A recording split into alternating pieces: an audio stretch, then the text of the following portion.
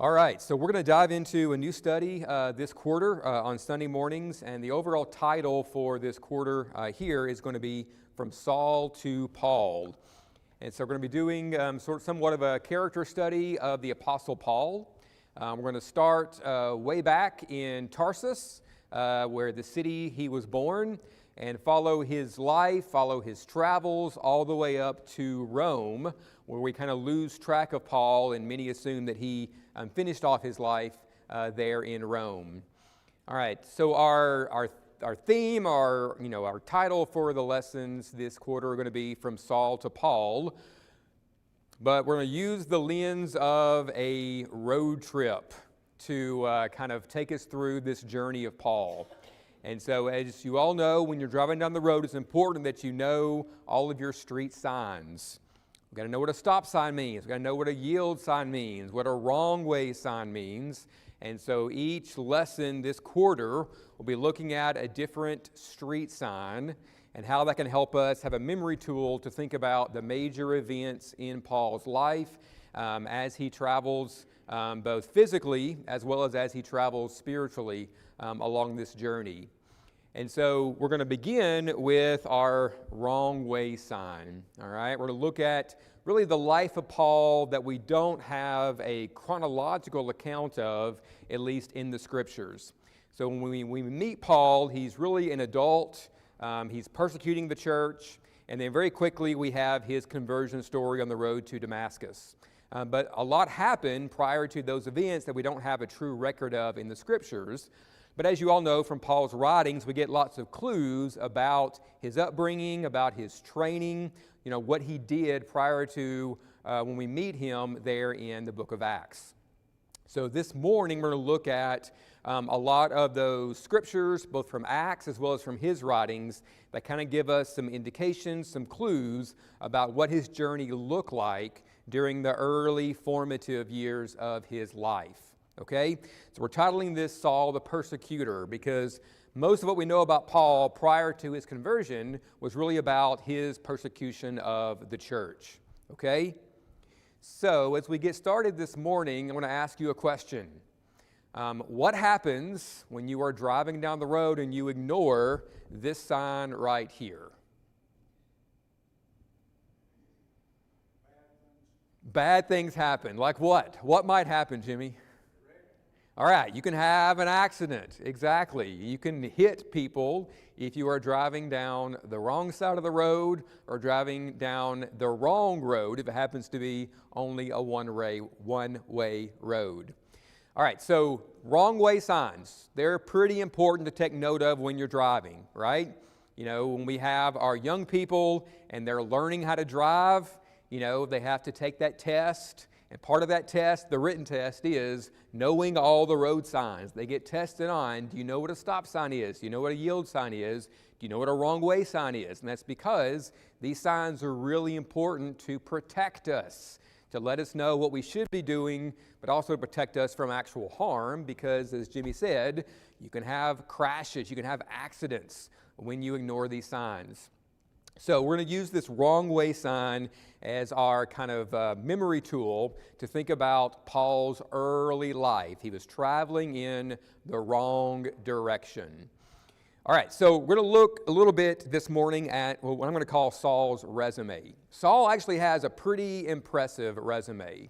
Those of you who maybe are managers at your jobs or you hire people, all right, when you post a job, you get lots of resumes in, and you have to go through those resumes and pick out who you want to bring in for an interview, and you have to ultimately decide who you're going to hire for that job. So resume is pretty important. Paul's resume is quite impressive, okay? We're going to go through a number of verses here and kind of look at what does he bring to the table? What does his resume actually look like?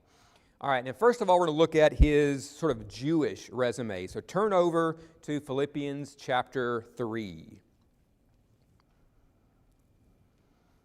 In Philippians 3, Paul is writing to the church at Philippi, and in verse 2 of chapter 3, he starts out with, look out or watch out for the dogs, look out for the evildoers, look out for those who mutilate the flesh, for we are the circumcision, who worship by the Spirit of God and glory in Christ Jesus and put no confidence in the flesh. So he starts out here by contrasting the circumcision, he's referring to the church at this point as the circumcision, contrasting that with those who mutilate the flesh. This is really a play on words because circumcision can be thought of as, mutilating the flesh. So he's using a play on words here to talk about those who practice circumcision for the wrong reasons. Those would be the Jews in this context, versus the spiritually circumcised, those who are the church, those who are the Christians. All right, then we're going to hone in here on verse 4. He says, put no confidence in the flesh, though I myself have reason for confidence in the flesh also. If anyone thinks he has reason for confidence in the flesh, I have more. So why does Paul say, if anybody has confidence in the flesh, if anybody has a reason to tout their Jewish history, it's like a badge of courage on their chest, it's going to be me. All right, nobody is more Jewish than I am. All right, he's going to list off some justifications for that. Number 1, in verse 5, he was circumcised on the 8th day. Leviticus 12 and verse 3, one of the commandments of the Israelites was to circumcise their young boys on the 8th day after birth. He was of the people of Israel. Why is that notable? Why is that a badge of courage to wear if you're of the people of Israel? Yeah, they were God's chosen people, all right? Deuteronomy chapter 7 and verse 6. Moses writes, for you are a people holy to the Lord your God.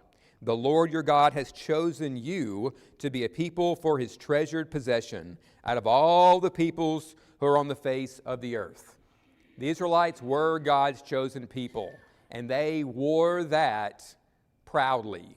All right? Israelites were very proud of their heritage. They were very proud of the fact they were God's chosen people, and rightly they should be. But at this point in time, when Paul's writing, the gospel has been opened up to all of mankind, not just the Israelites. All right? And then he goes on to say that he was of the tribe of Benjamin. Now, we know that Jesus came from the tribe of Judah, but what do you think is significant about the tribe of Benjamin? Why is that something to tout or be very proud of? Any ideas? So think about, of the 12 tribes of Israel, which ones survived, right? So you think about the northern kingdom of Israel was taken away into Assyrian captivity. A lot of those people lost their heritage. They intermarried with the Assyrians. They were scattered throughout the world. So a lot of those Jews really were kind of like lost and scattered around. But what two main tribes survived, went to Babylonian captivity, but then got to come back? Benjamin and Judah, exactly. So he was of one of those two tribes that really maintained their heritage. They did go away into captivity to Babylon, but they were allowed then to come back and rebuild the temple, rebuild the walls of Jerusalem, etc. All right, but what else? What else is notable about Benjamin as a tribe? Was he one of the favored sons of Jacob or one of the other sons of Jacob? He was favored. Remember, he and Joseph were the favored children of Rachel, his beloved wife. So he wasn't just of one of these other tribes of one of the handmaids or Leah, right? He was one of Rachel's descendants. All right, can you think of any notable figures in the Old Testament who also came from the tribe of Benjamin? Saul, the first king of Israel, all right? The very first king of Israel was a Benjamite. All right, so that's a pretty good lineage right there to be from the same tribe of the first king of Israel. Anybody else? There was a famous woman who saved Israel from destruction. She was a queen. Esther was also of the tribe of Benjamin as well. Also Ehud, one of the judges from the tribe of Benjamin. So he comes from a group of leaders. Saul, Ehud, Esther, all were leaders of their people, all came from the tribe of Benjamin. And so these are all reasons why being a Benjamite was something Paul might say, I have reason to be proud.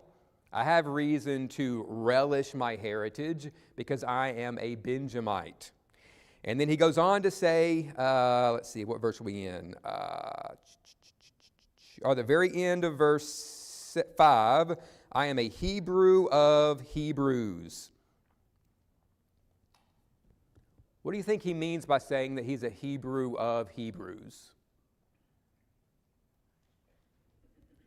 So in this language, when the Gospels and the letters were written in the New Testament, you see a lot of something, Lord of lords, King of kings, right? So in this language, when they were writing, they didn't have a lot of superlatives. We have good, better, best, right? We have,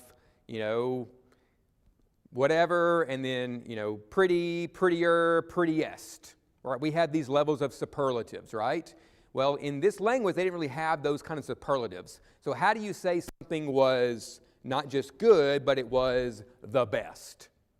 So their way of saying it was not just Lord, but Lord of lords, right? Not just king, but King of kings. That was their way of really making this out to be the best of the best, okay? And so Paul says, I am not just a Hebrew, I'm the Hebrew of Hebrews.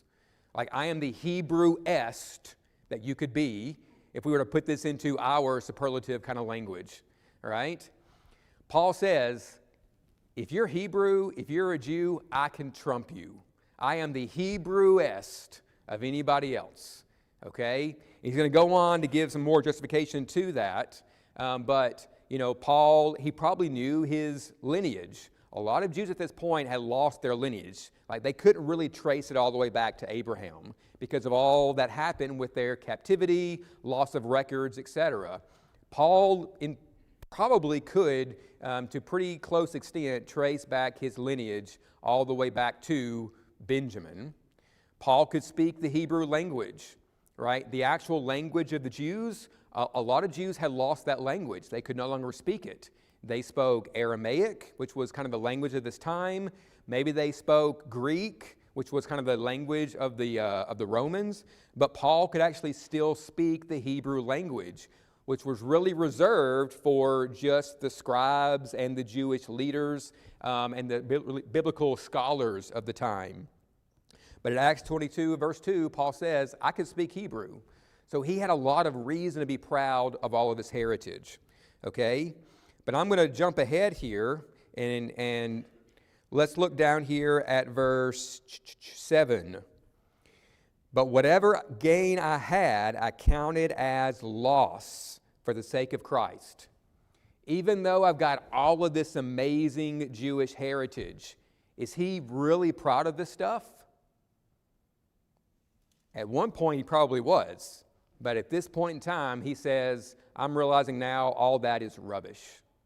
All of that stuff that I have reason to be proud of, it really has no meaning. I count it as loss. Because what is far more superior than his Jewish heritage? His Christian heritage, Christ. That is what's important to Paul right now when he writes this. All right? But we're not going to move into the future yet. We're going to stay here in the past. Now let's hop on down and look at his sort of geographical heritage. So turn over to Acts 22. You can put a finger in Philippians. We're going to come back to Philippians. But hop over to Acts 22. In Acts 22 and verse 3, he says, I am a Jew born in Tarsus in Cilicia, but brought up in this city. This city is Jerusalem. Educated at the feet of Gamaliel, according to the strict manner of the law of our fathers, being zealous for God, as all of you are to this day. So Paul he was born in a city called Tarsus, which if you look here on the map, if you can see that, it's far up in the north in this area called Cilicia. So that's where Paul was born. But at some point in time, he moved down here to Jerusalem. So Jerusalem obviously is the capital of the area. It housed the temple. It housed the palace at least at one point in time. But this is really the center of Jewish culture. So Paul says, I was born here in Cilicia, in the city of Tarsus, but I was raised, I was brought up, I was taught. That's where he went to school. That's where he learned, was right there in Jerusalem, right there in really the bedrock of Jewish society. And he was educated by a man named Gamaliel. So why is that significant? What do we know about Gamaliel? Anybody?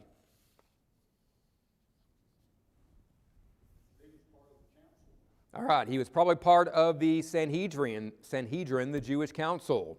So that's pretty important. Look over at Acts chapter 5. We can read a little bit about Gamaliel from here in Acts 5. So we actually meet Gamaliel before we even meet Paul. In Acts 5, beginning in verse 33, the apostles really have just been arrested by the Jewish council, and they're trying to figure out what to do with them. And they say in verse 33, when they heard this, they were enraged and wanted to kill them. So at this point in time, the Sanhedrin, the Jewish council, is ready to just kill the apostles. They've been preaching about Christ, they've been performing miracles, and the council wants none of that. But in verse 34, but a Pharisee in the council named Gamaliel, a teacher of the law, held in honor by all the people, stood up and gave orders to put the men outside for a little while. So right here, what do you learn about Gamaliel? He was a member of the Sanhedrin. He was the teacher of teachers, exactly. He was like the pinnacle of the rabbis, all right? So think about it. When you graduate law school and you really want to be a famous, important lawyer or judge, maybe you try to get on as a clerk for one of the Supreme Court justices, all right? Or you're graduating college and you want to be the best of the best in your field, so you do an internship with whoever is the best of the best. This is what Paul did. Paul did his internship. He did his training under the teacher of teachers, under the ultimate rabbi of the Jews. So that's also something on Paul's resume. He didn't just train in Jerusalem, he trained in Jerusalem under the teacher of teachers. He went to the best to get his education. So Gamaliel was the teacher of teachers. He was part of the Sanhedrin. He was also a Pharisee. So he was a member of that Pharisaic sect. What would you say about maybe the characteristics of Gamaliel outside of what he did from this passage? What does he do right here in this passage? He's a man of common sense. All right, he's got some wisdom to him. He doesn't seem to be impulsive, right? The other people are like, we're going to kill these apostles because they're stirring up all kinds of stuff. Gamaliel says, let's pause, let's take a beat, set them outside, and let's just talk for a second. So he had some wisdom to him. He probably was an older man by this point in time. He'd been through and seen a lot. He was wise, all right? Gamaliel was not just an intellectual with the law. He was that, but he was also a man of experience and a man of wisdom. He had patience. He wasn't impulsive, all right? And that's the kind of person that Paul trained under. So Paul can say, I was educated by Gamaliel, the teacher of teachers, but also importantly, Paul was a Roman citizen. All right, turn over to, Acts 22 in verse 28.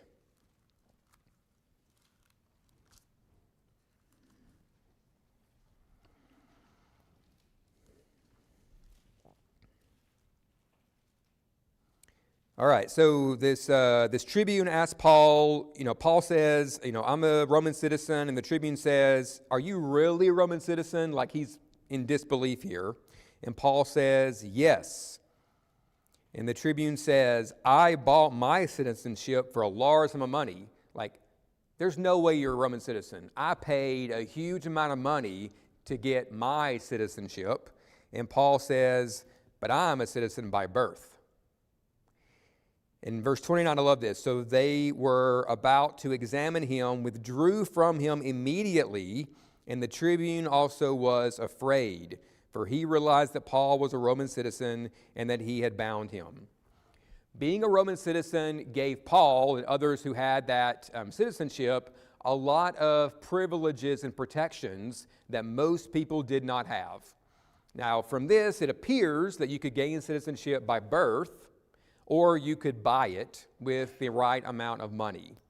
All right, the tribune here, the man in charge, he had bought his citizenship. Paul says, I'm a citizen by birth, and that seems even to trump being a citizen by way of purchasing the right. So he's like, whoa, we got to leave this guy alone. We can get in big trouble, because Roman citizens were not allowed to be scourged or beaten or imprisoned without a fair trial.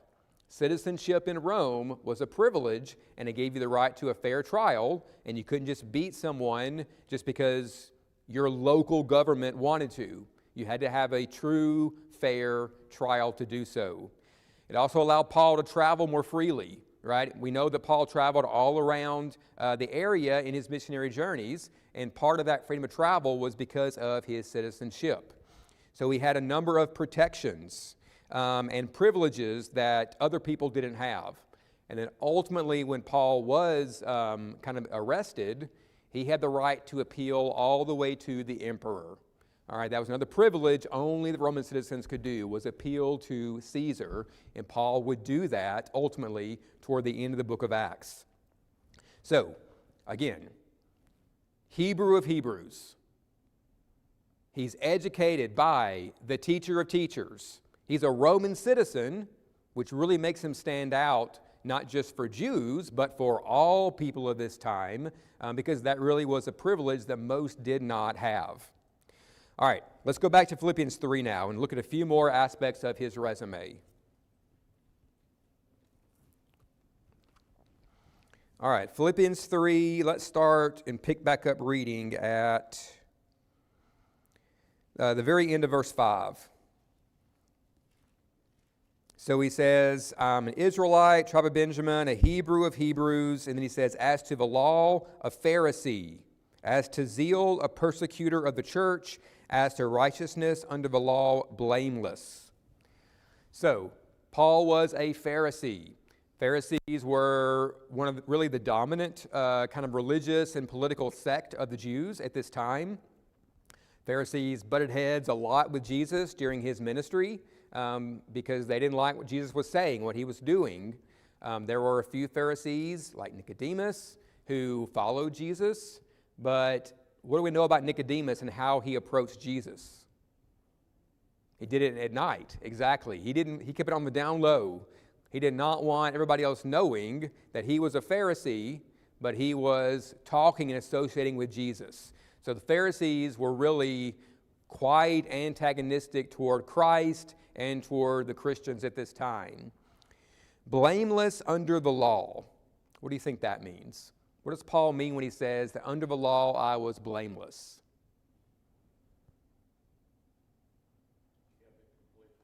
All right, so the law of Moses, all the long list of rules and regulations, Paul kept it completely. All right? Now, I'm sure he made some mistakes. I'm sure complete didn't mean literally completely, because only Christ did that. But if you could keep the law to the level of Christ, Paul came pretty close. All right? Paul was devout when it came to the Jewish religion. All right? He says, you try to find some way that I did not keep the law of Moses. All right? He kept it to the T. Crossed all his T's, dotted all of his I's, did all the stuff that were required of the Israelites. All right, and then lastly, he is saying, I was a not just persecutor of the church, but I was a zealous persecutor of the church. He wrote later on in Galatians chapter 1, in verses 13 and 14, "For you have heard of my former life in Judaism, how I persecuted the church of God violently and tried to destroy it. And I was advancing in Judaism beyond many of my own age among my people. So extremely zealous was I for the traditions of my fathers." In Galatians, when Paul wrote, he says, "I was a violent persecutor of the church." And he says, "I was advancing beyond all my peers." Everybody else who studied under Gamaliel, right, they were really smart, talented people too, but I surpassed even all of those. I was so zealous, so devout for Judaism, for the Pharisaical sect, and for stopping these insurgents into our religion that called themselves Christians. Paul says here in Philippians, you think you have a reason to be proud of your heritage? You think you have a reason to wear your Judaism as a badge of pride? No. I can trump all of you. But what does he go on to say that we just read a minute ago? He countered it as loss, rubbish, waste. All of that was nothing. Now I realize what was important, what is important right now. My Christian badge of faith.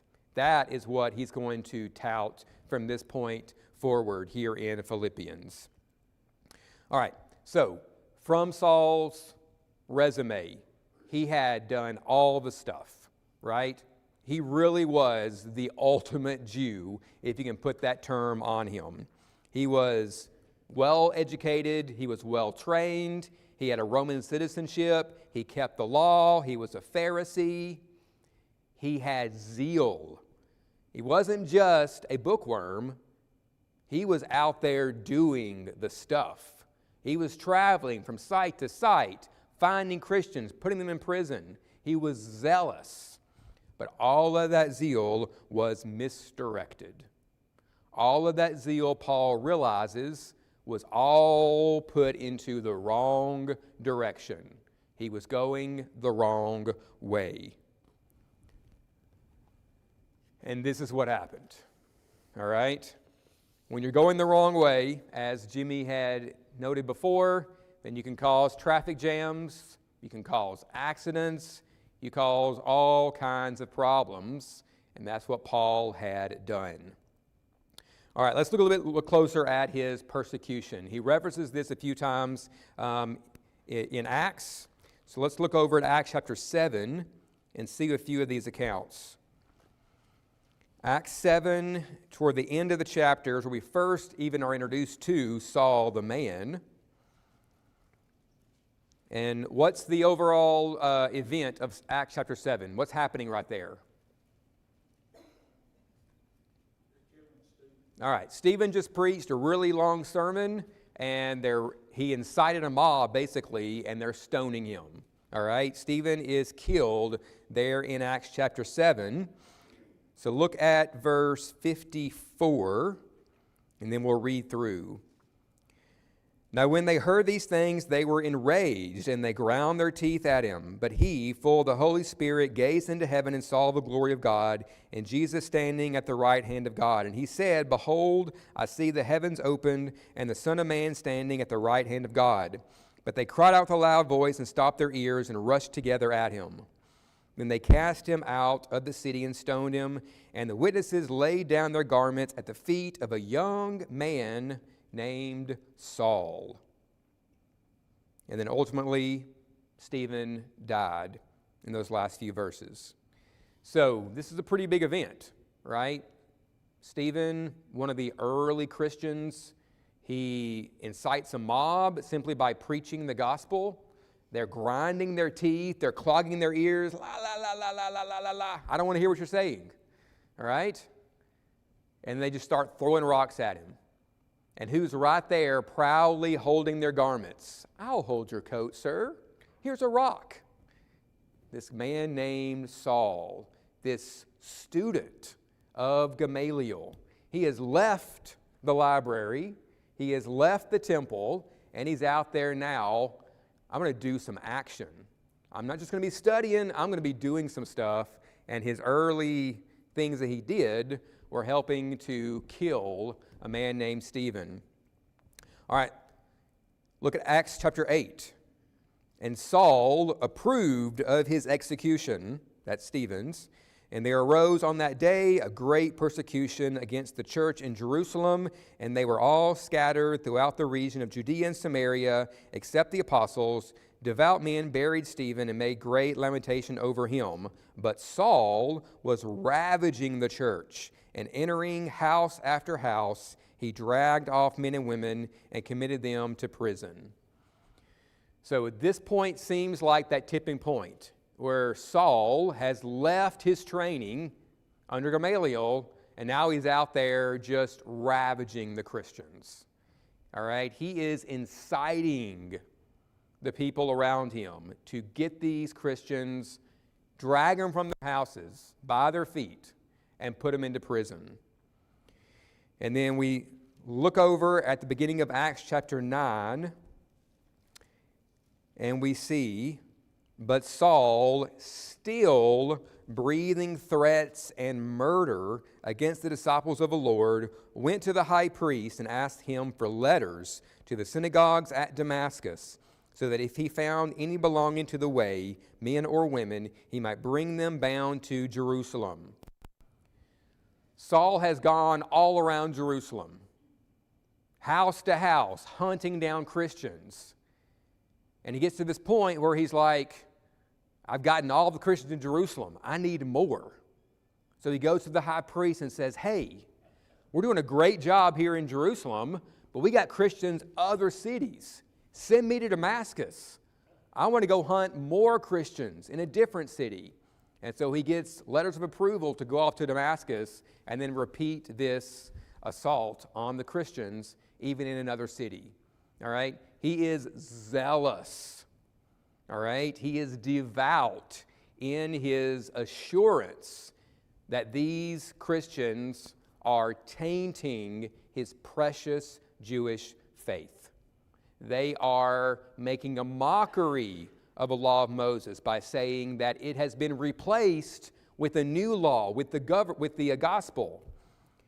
He's saying this Jesus that was crucified and they say was raised from the dead, he's making a mockery of Moses and Elijah and all these heralds of the Jewish faith.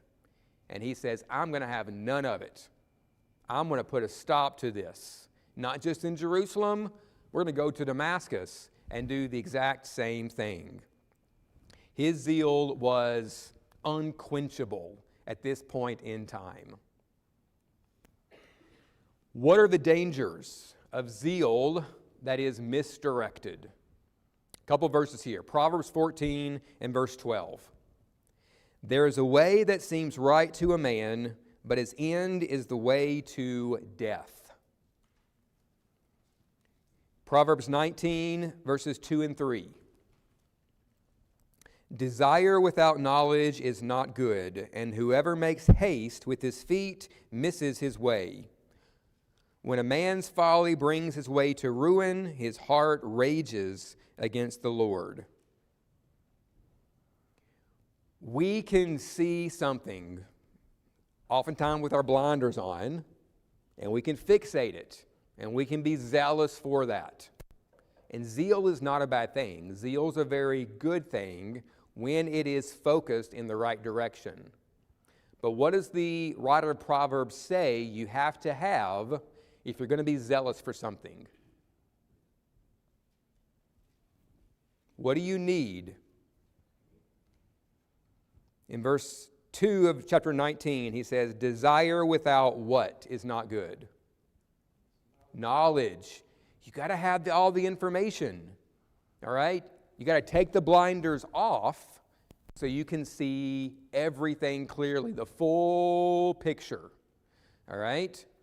So I'm going to akin this to Paul is laser focused on his job to be the Hebrew of Hebrews.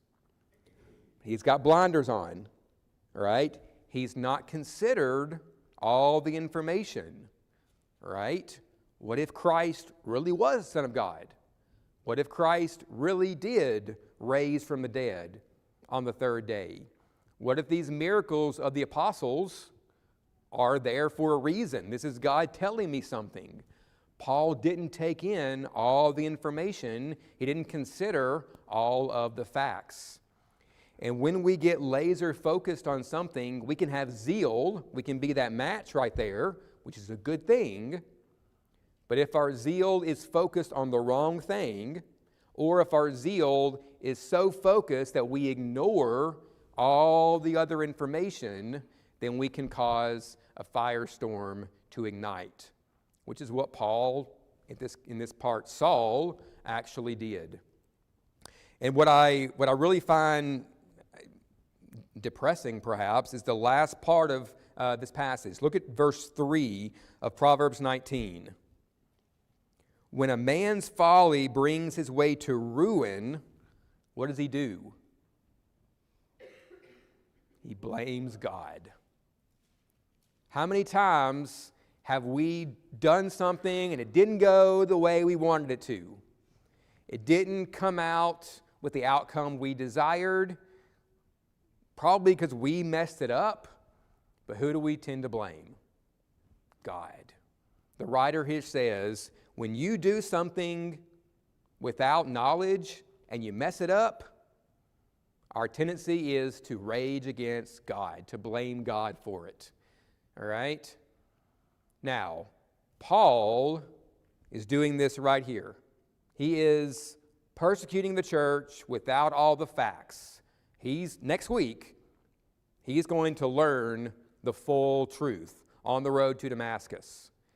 So does he rage against God, or does he take responsibility for his actions?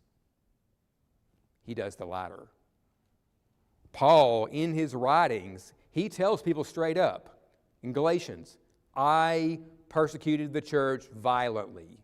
Paul recognizes his folly. He recognizes not just his sin, but the intense severity of his sin, and he's remorseful for that. He doesn't blame God, and he doesn't allow his remorse to paralyze him either. He's going to keep on going with the same zeal as that match right there. He's just going to refocus his zeal in a different direction into the Christian faith, the way, as it's said sometimes. So, zeal is a great thing when it's focused in the right direction and when you have all the information to make sure you're focusing it in the right direction. Now, in our last few minutes, how do we use zeal in a misdirected way today? Anybody give me some examples? Whether it's you or people that you see around you, how do we misfocus our zeal for the Lord? All right, we can be so militant about our faith and so focused on evangelism that we do it without love. That is misfocused zeal. Evangelism is great. We want to bring others to salvation, but we have to do it with love in the process. What else?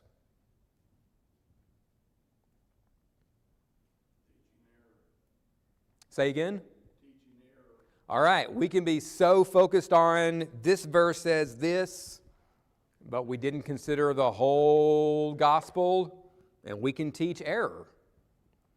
It happens. All right, a few that I thought of. Religious legalism. We can be so focused on the do's and the don'ts that we miss the big picture. We miss the love. We miss the grace. We miss the forgiveness that comes with that. All right, this is really what the Pharisees were known for, at least by us, is legalistic. They focus so much on the checkbox, the do's, the don'ts. They miss the love. They miss the grace. And we can do the same thing, unfortunately. All right? There's got to be a balance here. Do the right things, avoid the wrong things, but also factor in grace, forgiveness, love in the process. Politics over Christ. Sometimes our zeal is focused on our government and politics and the way things should be, and we can trick ourselves into thinking that's us being militant for God. All right? There's a place for politics, there's a place for government, etc., but our zeal should be focused on Christ, on Christianity, not just on politics and what happens in Montgomery or Washington. Ambition.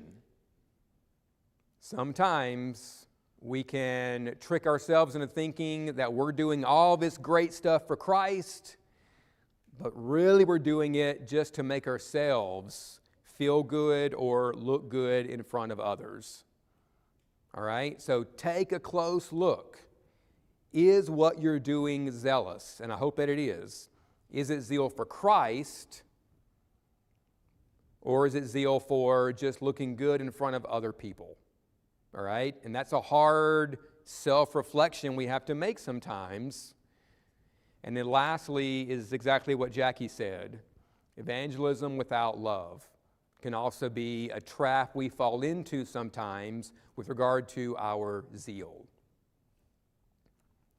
All right, so where in your life are you tempted to speed down the wrong road with good intentions, but maybe a lack of information or poor direction? All right?